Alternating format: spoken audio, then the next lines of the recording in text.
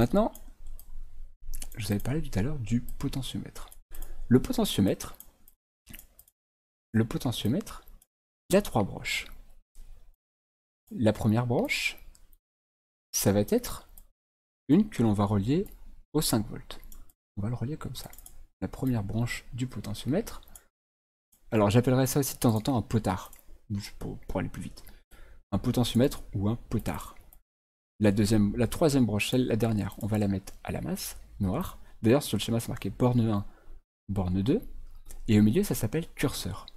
Et en fait un potentiomètre, alors je peux pas le faire tourner à froid, je vais mettre 10K ici. Je vais mettre un potentiomètre de 10 kΩ.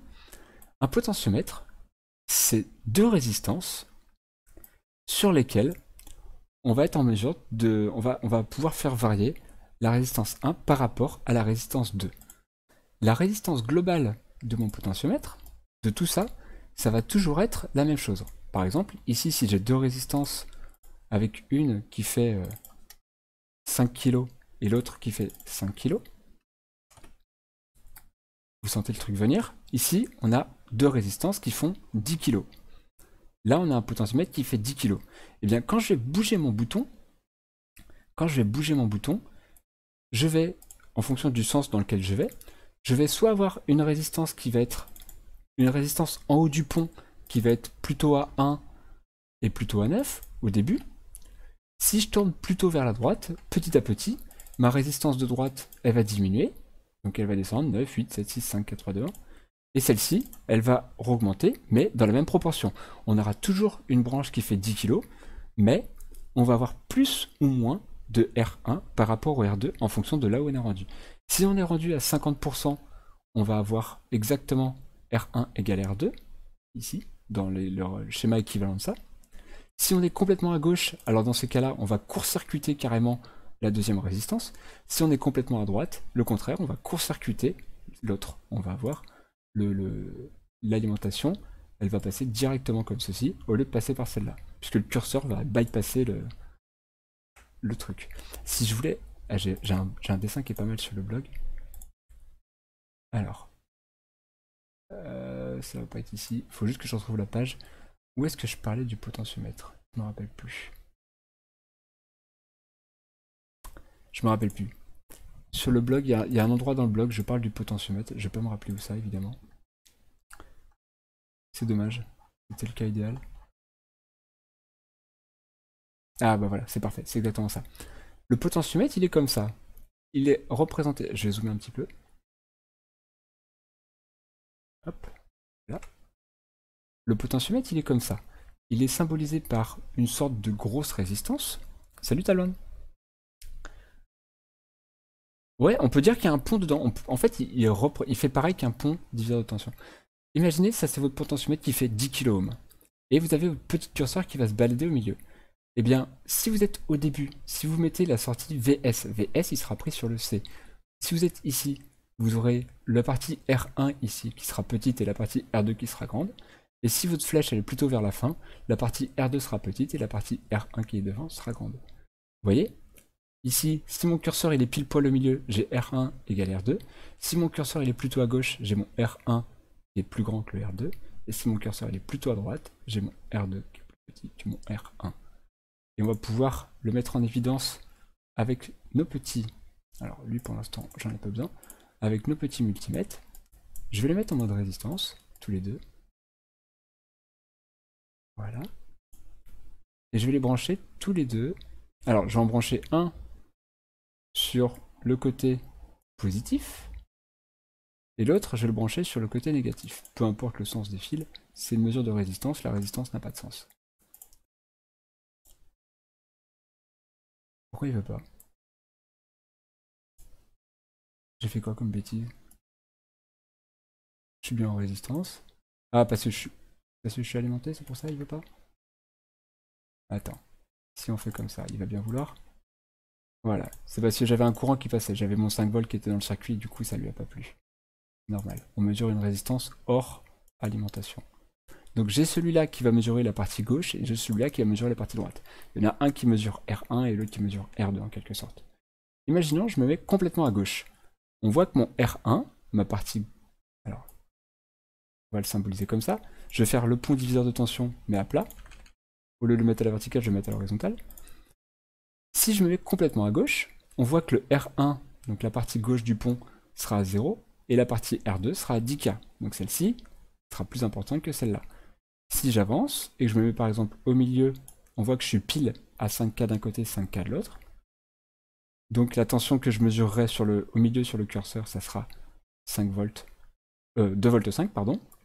Et si je vais complètement à droite, alors dans ces cas-là, c'est ici qui vaudra complètement 10K, et ici qui vaudra 0K. Est-ce que vous avez à peu près pigé le concept qui se cache derrière le potentiomètre? J'espère. Ça, tu t'en vas, toi tu t'en vas, et toi tu t'en vas. Et du coup, on va pouvoir s'amuser. Alors, je vais le rebrancher. Borne 1. Lui, ça va être mon 5 volts. Rouge.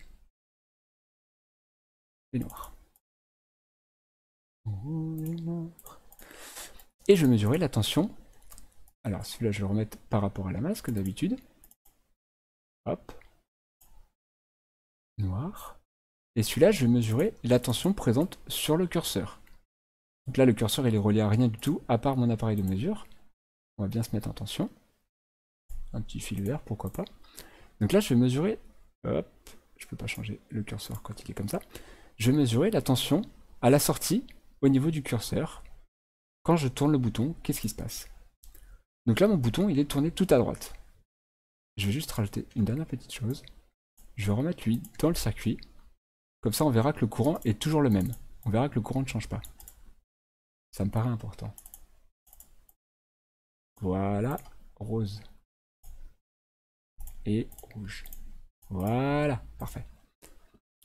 On a 500 microampères. Je vous rappelle qu'ici, on a un potentiomètre qui fait 10 kΩ. U égale RI. Si on a U qui vaut 5 volts et R qui vaut 10 kΩ, on a 500 microampères dans la branche. Donc le courant passe, et passe uniquement dans la plus grosse résistance, dans R2. Si je bouge et que je reviens jusqu'au milieu, on a 2 volts 5. Donc là, on est dans le cas où j'avais R1 et R2, les deux résistances, qui étaient à la même valeur. J'y viens juste après, Samy. Et si je viens dans l'autre côté, alors dans ces cas-là, je passe plus que dans une seule résistance, j'ai 5 volts. Vous voyez? Et donc là, je varie en proportion R1 par rapport au R2. L'intensité ne change absolument jamais puisque ma résistance globale traversée par le circuit est toujours la même. C'est seulement la proportion, là où je mesure par rapport à mon pont, qui va changer. Un coup, je vais mesurer directement jusqu'au 5 volts, un coup, je mesure directement jusqu'à la masse, et je peux avoir toutes les valeurs entre les deux. Ok? Alors, j'imagine que tu voulais demander, Samy, pourquoi est-ce qu'on peut fabriquer une alimentation variable? La réponse est non. Parce que, comme je disais tout à l'heure, dans le côté VS, dans la branche ici, on ne doit pas avoir de courant qui sort. Si on avait un courant qui sort, alors tous nos calculs U égale RI, etc., etc., donc U égale RI qui se basait sur la résistance globale ici, c'était basé sur le fait que I était le même dans la première et dans la deuxième résistance. Sauf que si on a du courant qui sort au milieu du pont, alors I va être plus fort dans la première résistance, puisqu'il y aura la somme du courant de la branche, plus le courant qui va se barrer dans la résistance, ou dans le reste du circuit qui va être à droite. Et ici, en revanche, on n'aura pas ce courant qui se barre à droite. Donc, toute la formule qu'on a démontrée tout à l'heure, tout l'enchaînement qu'on a fait tout à l'heure, on ne peut pas avoir... Enfin, il sera faux en fait, il deviendra faux, puisqu'on n'aura plus I le même dans cette résistance-là et dans cette résistance-là. Donc on ne peut pas faire d'alimentation variable avec ce système. Est-ce que tu as compris pourquoi? L'explication? D'accord. C'est ok, 3 petits points dans le genre... ok. Convaincu mais pas trop. Si tu veux, tu refais la formule que tout à l'heure, tu refais le petit... N'hésite pas, tu refais le petit calcul de tout à l'heure, tu verras sur le replay si tu veux, et tu verras que si I n'est pas le même, ça marche pas. Et ensuite, il y a un deuxième problème qui font que des résistances comme ça, c'est des résistances qu'on appelle quart de watt. En gros, elles sont capables de supporter 250 mW.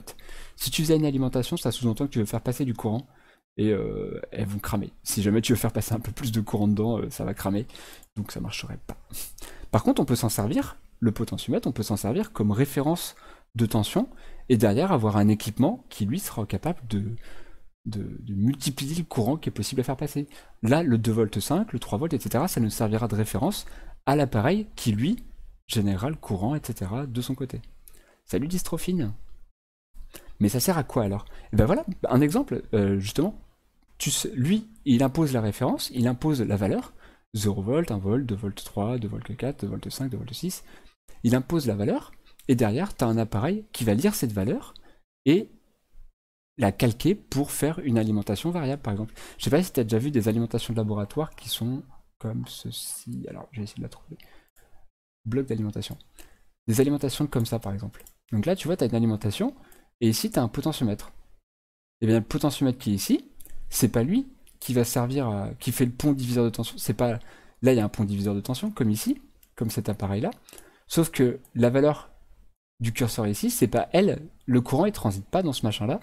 Il va juste servir à donner l'image de la tension que l'on souhaite avoir en sortie. Et ben voilà, un exemple, ça peut être celui-là par exemple. Mais tu peux avoir d'autres appareils. Je reprends le cas de la table de mixage. Les potentiomètres, ils vont servir à faire varier la grandeur électrique. Et derrière, tout l'équipement de calcul pour faire varier le son va prendre cette valeur-là et va dire ok, le DJ il a mis 2 volts sur le potard de gain numéro 3, ça veut dire que mon son, il faut augmenter le volume de 4 décibels par exemple. Je dis des valeurs au pif, hein. Mais t'as l'idée. En fonction de l'image de la tension que tu donnes, derrière tu feras ton logiciel de calcul, ton Arduino qui va mesurer ça, va pouvoir faire varier notre grandeur par exemple.